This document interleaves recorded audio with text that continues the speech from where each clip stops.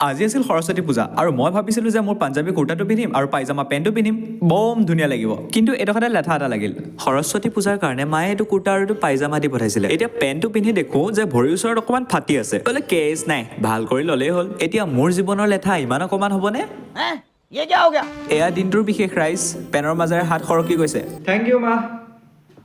thank U ঘৰৰ পৰা অহাৰ সময়ত কমটি লৰালৰিখন হয়নে মায়ে কোনটো পেন ভৰালে চাগে গমেই নাপালে এতিয়া ইস্ত্ৰি নথকা এই চাৰ্টটোকে লৰালৰিকে পিন্ধি 12:30মান বজাত কলেজ গ'লো কিন্তু এই মোৰ পাহৰি যোৱা স্বভাৱ এটা আছে মানে এই গামোচাখন এৰি থৈ গ'লো আকৌ গামোচাখন লৈ পিনি কলেজলৈ লৰ মাৰিছো টু বি ভেৰি অনেষ্ট আজি কলেজত কাকো চিনিব পৰা নাছিলো কাৰণ গোটেইখিনিয়ে মেকআপ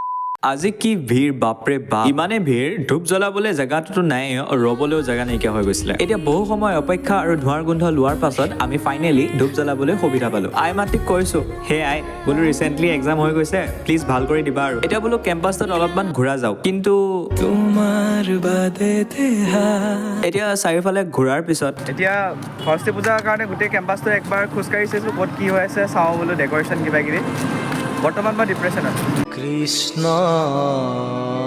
অলপ ডিপ্ৰেশ্যন আজি বোলা মোৰ এতিয়া এই মহাশয় লগ ধৰিলে মোক বৰপুখুৰী পাৰলে ইতিমধ্যে সকলো কণ্ট্ৰলত আছিলে কিন্তু তাত বাট এটা কথাৰ কাৰণে যোৱাৰ কাৰণে ভাল হ'ল তাত মহাদেৱৰ দৰ্শন হৈ গ'ল আৰু এই ঐতিহাসিক ঠাইখনৰ ঐতিহাসিক গহপুৰ থানাখনো দেখিবলৈ পালোঁ আৰু বাকী ফৰ মোৰ mini blogs do subscribe Debabrata এই হাঁহটো আমাৰ নিচিনা ছিংগল চোৱা ই বিচাৰি ফুৰিছে